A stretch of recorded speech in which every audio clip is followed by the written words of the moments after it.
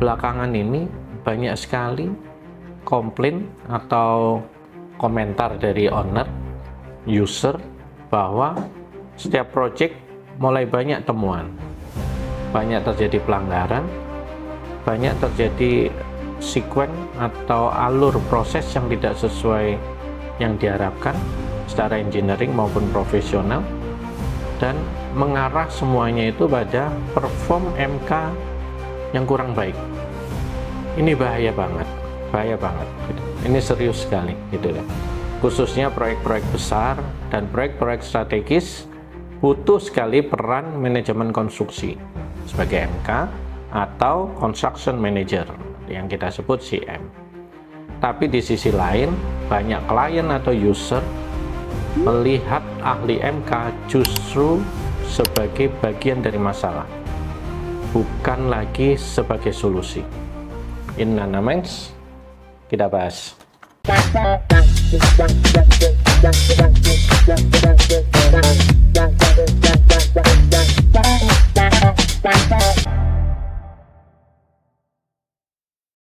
Pertama yang kita lihat adalah MK saat ini selalu berperan di dalam proyek konstruksi di Indonesia dengan kriteria atau batasan yang sudah ditentukan oleh peraturan yang berlaku.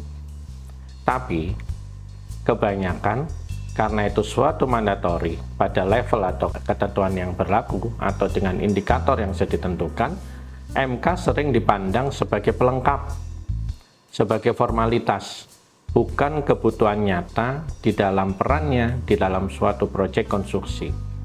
Banyak proyek menjadikan MK hanya sebagai syarat administratif, bukan sebagai mitra strategis dalam pengendalian proyek.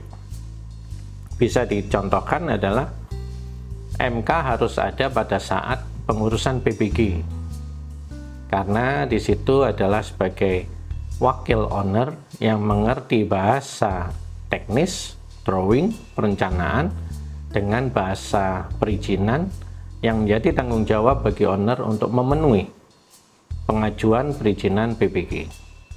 MK juga dibutuhkan perannya pada saat pelaksanaan sebagai direksi pengawas di lapangan sesuai dengan aturan yang dikeluarkan oleh pemerintah kota atau pemerintah daerah setempat sebagai syarat untuk nantinya di ujung dalam pengurusan SLF. Di SLF, MK juga dibutuhkan karena di ujung dari suatu proses SLF adalah ada surat pernyataan laik fungsi terkait apa-apa yang sudah dibangun di selama proses konstruksi. Itu contoh bahwa secara nyata, mandatori, peran MK dibutuhkan di situ. Kadang hanya di situ peran MK. Begitu owner harus memilah-milah, gitu ya, memilih, memisah-misahkan, atau membagi-bagi tugas, MK di bagian-bagian tertentu harus ada. Sedangkan peran MK sebagai on behalf owner kadang belum tercapai di situ. Hanya sebagai formalitas atau syarat administratif yang ada dalam suatu proyek konstruksi. Selanjutnya adalah adanya konflik kepentingan dan tekanan dari pihak lain. MK idealnya harus independen, pasti. Karena MK mewakili owner dan harus independen dan berdiri di sisi owner. Tapi banyak kasus di mana MK terpaksa tunduk pada kepentingan tertentu. Dengan segala keterbatasan dari pihak-pihak tertentu menyebabkan MK harus tunduk, harus patuh, dan harus mengabaikan apa-apa yang menjadi profesionalisme secara engineering untuk meloloskan atau mengakomodir segala batasan yang dimiliki pihak-pihak yang ada di proyek. Salah satu contoh adalah MK tunduk pada kepentingan tertentu, yaitu pada pemilik proyek. Kadang pemilik proyek banyak sekali batasan pada saat perencanaan suatu proyek, sehingga perencanaan tidak berjalan ideal, tapi proyek itu harus jalan.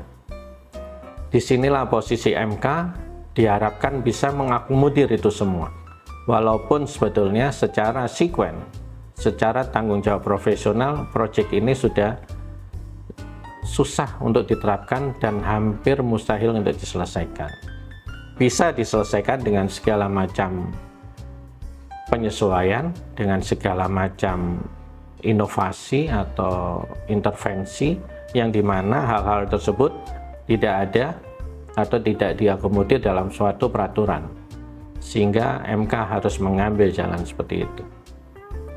Hal lain adalah kontraktor yang terpaksa atau memang habitatnya atau tujuannya adalah meraih keuntungan tanpa batas.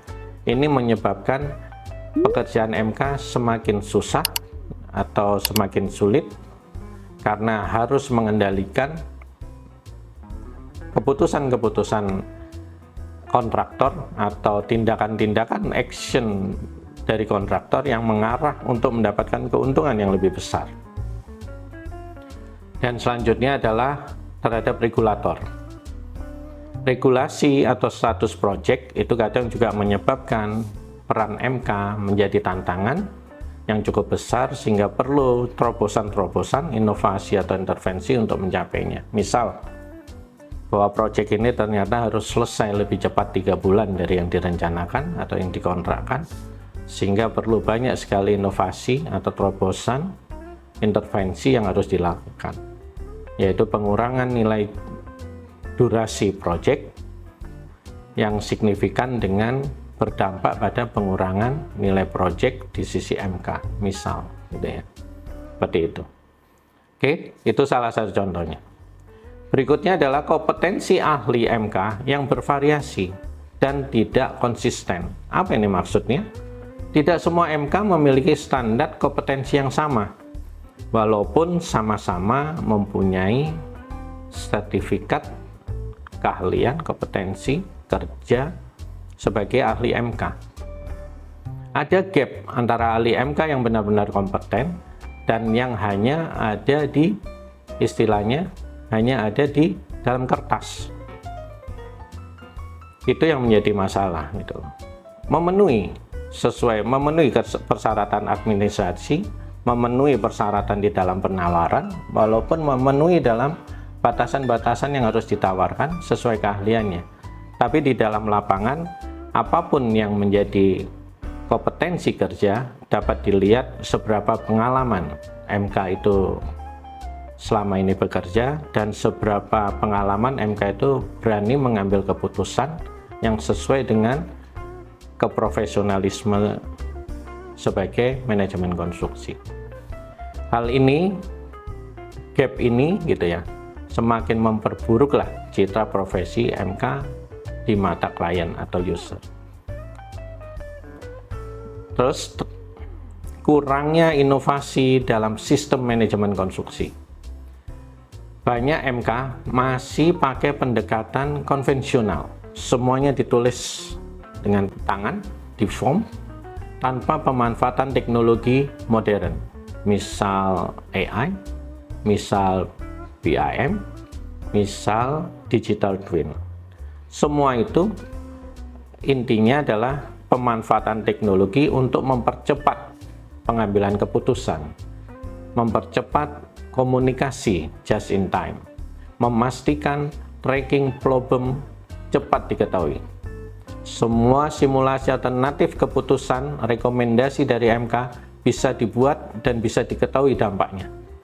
Indeks penyelesaian masalah bisa terlihat di dalam dashboard, monitoring kemajuan pekerjaan bisa dilihat real time di dalam dashboard, dan semuanya fungsi early warning jadi jalan bagi MK itu sendiri, bagi kontraktor maupun bagi user.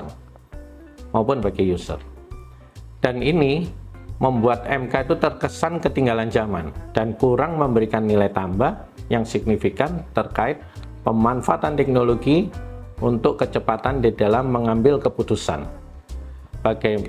Begitu juga kemampuan MK untuk memberikan penjelasan atau paparan terhadap rekomendasi atau saran yang diajukan untuk dipilih di dalam mengambil keputusan. Yang terakhir adalah budaya proyek yang tidak memandang MK sebagai mitra strategis.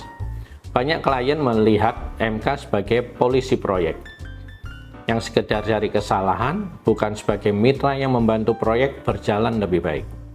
Dan banyak juga stakeholder di dalam proyek tersebut yang memberikan gambaran bahwa MK sebagai kurir dokumentasi, yang mana dibuat oleh kontraktor,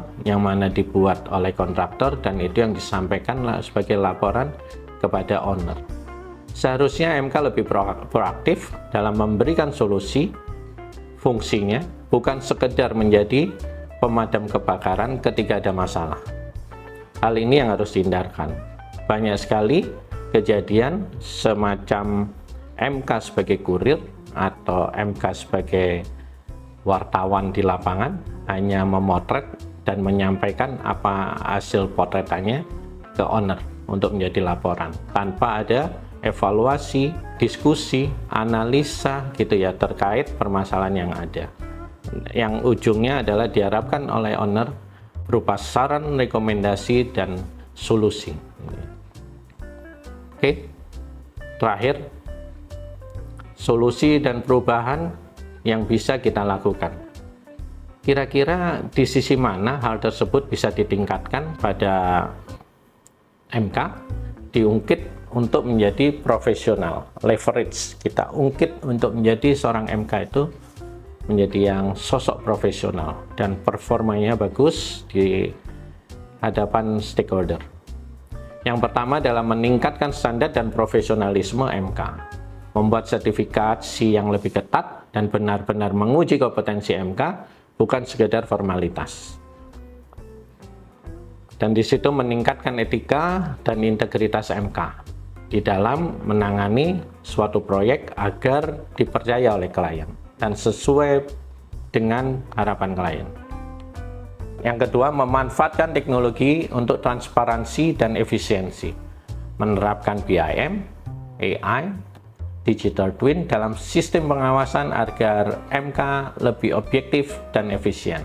Membangun platform digital yang bisa merekam semua jejak historis dan melaporkan kinerja MK secara real time. 3. Mengedukasi klien tentang peran MK yang sebenarnya, supaya tidak overestimate maupun underestimate. MK harus lebih aktif dalam menjelaskan manfaatnya ke klien agar dipandang hanya sebagai profesionalisme, bukan sebagai formalitas. Bisa lewat seminar, workshop, studi kasus nyata tentang dampak positif MK. Yang keempat, memperkuat independensi MK. MK harus memiliki posisi yang lebih netral dan tidak mudah diintervensi oleh kepentingan lain.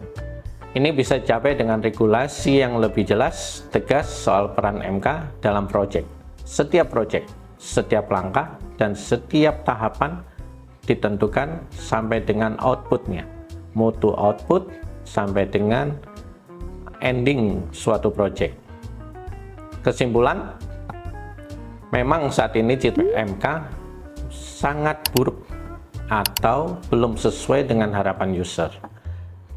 Karena itu, merupakan dampak dari kombinasi kompetensi yang bervariasi, tekanan kepentingan, hingga kurangnya transparansi, dan kurangnya melek teknologi untuk monitoring. Tapi, kalau MK itu bisa profesional, transparan, dan inovatif, peran ini bisa kembali dihargai dan bahkan bisa jadi mitra strategis dalam setiap proyek. Semoga itu harapan kita semua. Wassalamualaikum. Innana Minds. Salam.